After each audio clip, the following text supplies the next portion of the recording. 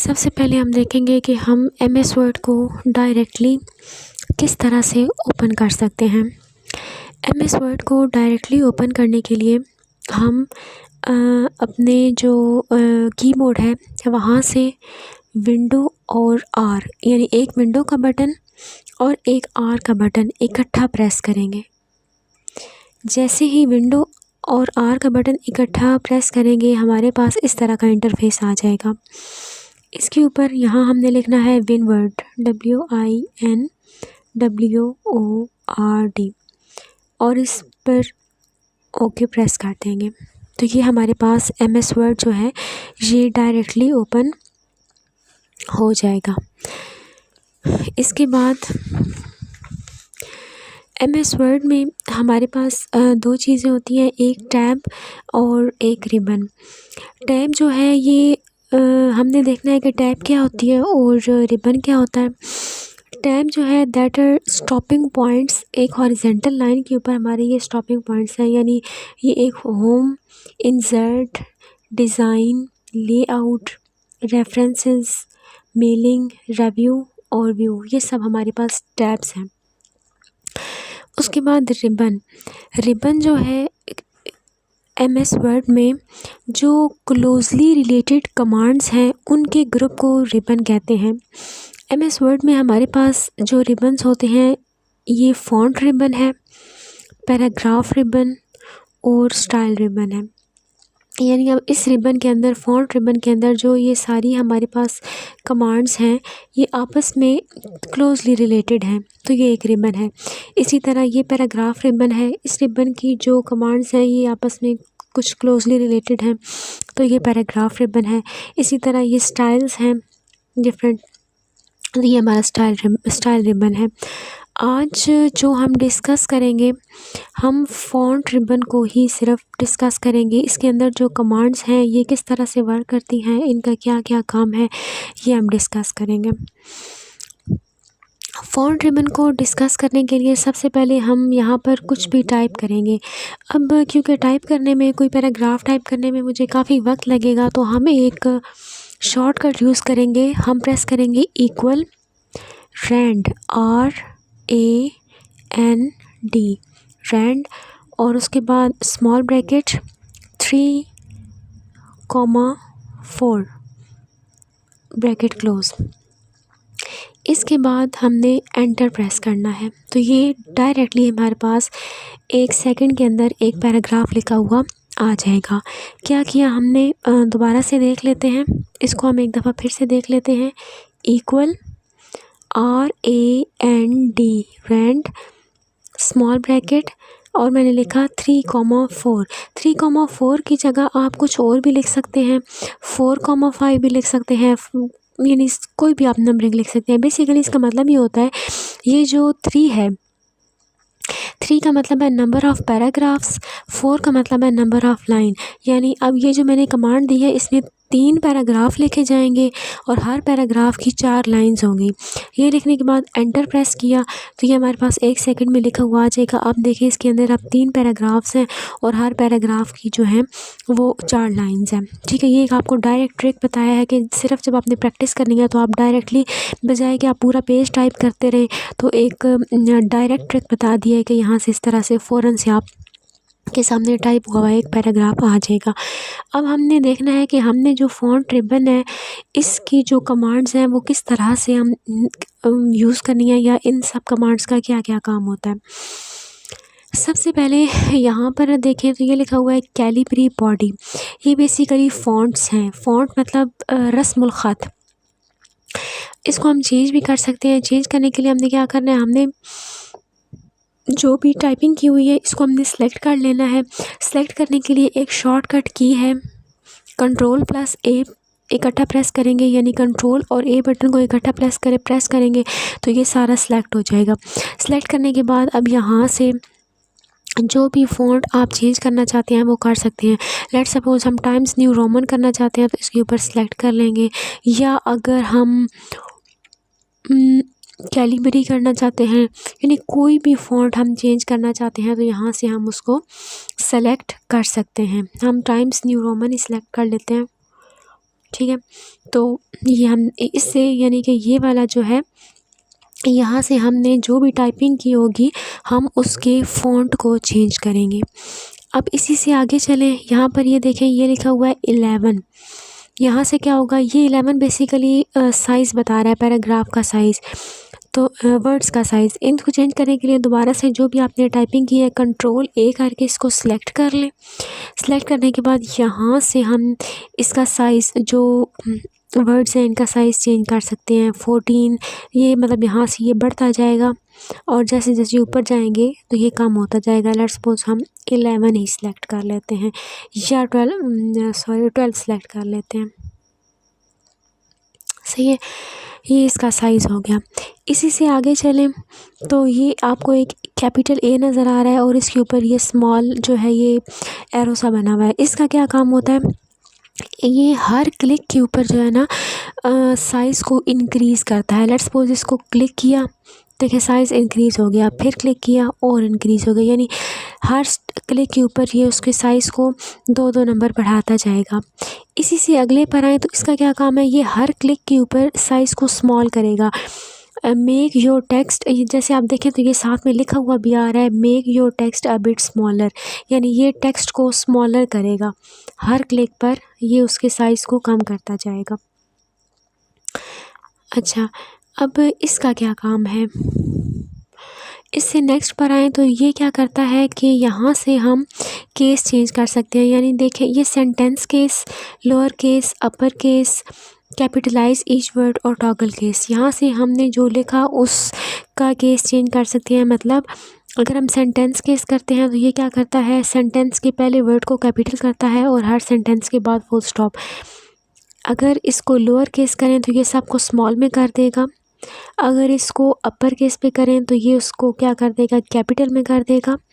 अगर इसको capitalise each word, यानी कि कैपिटलाइज ईच वर्ड मतलब कि हर वर्ड का पहला जो, हर लफ्ज़ का पहला जो वर्ड है उसको कैपिटल कर देगा। टॉगल केस में ये एक उसको रैंडमली टाइप करेगा। ठीक है, ये देखें हम ये इसको टॉगल केस में कर रहे हैं। इसमें पहला जो वर्ड है वो स्मॉल है और अगले जो हैं वो सारे कैपिटल हैं। तो हम इसको सेंटेंस केस पर रखते हैं। ठीक हो गया, इसका ये काम है। उसके बाद इसी से आगे चलें तो ये ए और यहाँ पर ये इस तरह से clear all formatting, remove all formatting from the selection, leaving only normal unformatted text. यानी ये वाला जो है इसका क्या काम है कि अब तक हमने जितनी भी फॉर्मेटिंग की होगी, यानी जो उसका हमने फ़ॉन्ट चेंज किया, जो साइज़ चेंज किया या कोई और फॉर्मेटिंग की है, ये उसको वापस ओरिजिनल पोजीशन पे ले जाएगा और सारी फॉर्मेटिंग को ख़त्म कर देगा। जैसे हम यहाँ पर देखें तो ये दोबारा कैलिबरी 11 से स्टार्ट हुआ था। जैसे ही मैंने इसको प्रेस किया है, जो भी मैंने यहाँ चेंजिंग की है, जो भी फॉर्मेटिंग की है वो सारी ख़त्म हो गई और ये दोबारा इसको ओरिजिनल पोजीशन पर ले आया है। उसके बाद यहाँ नीचे आ जाए, ये लिखा हुआ है कैपिटल में P। इसका मतलब है कि ये जो भी हमने टेक्स्ट टाइप किया है उसको बोल्ड करेगा। अपना टेक्स्ट सेलेक्ट करेंगे और इस P के ऊपर प्रेस कर देंगे तो ये सिलेक्ट को बोल्ड कर देगा। ठीक है, और अगर दोबारा इस पर क्लिक करेंगे तो ये पहली हालत में उसको ले आएगा। आगे है आई का मतलब है इटैलिक। ठीक है, इस पर सेलेक्ट करेंगे तो ये देखें ये इसको इटैलिक में कर देगा, ये थोड़ा सा टेढ़ा टेढ़ा हो गया है। और जब इसको दोबारा फिर सेलेक्ट करेंगे तो ये वापस ओरिजिनल पोजीशन पर ले आएगा।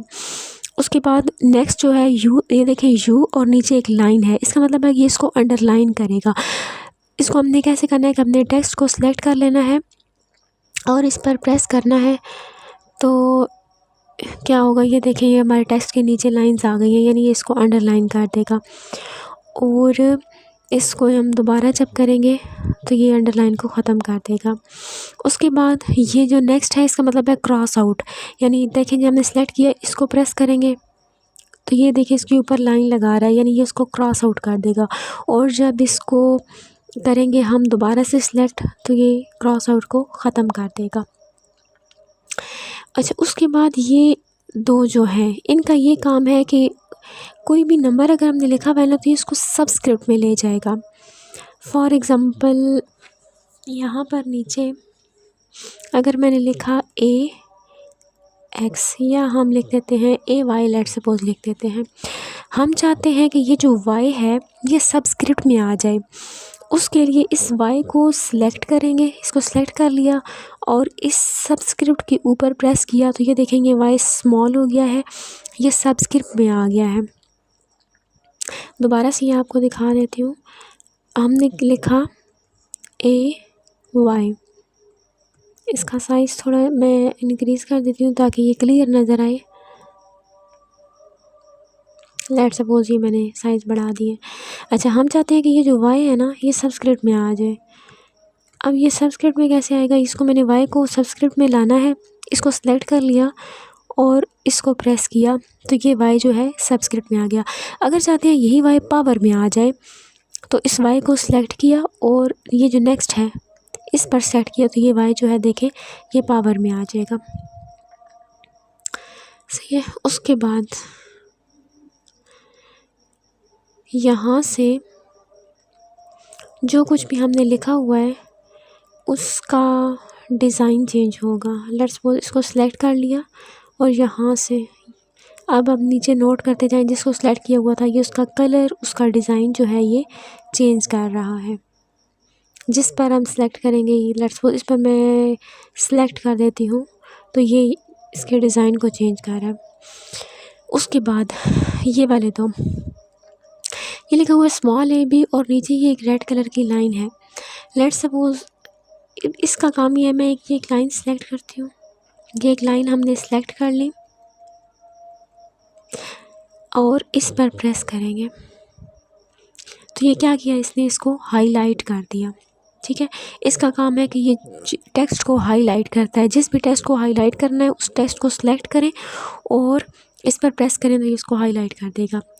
उसके बाद ये जो नेक्स्ट है इसका क्या काम है, ये फॉर एग्ज़ाम्पल हम इसको सिलेक्ट करते हैं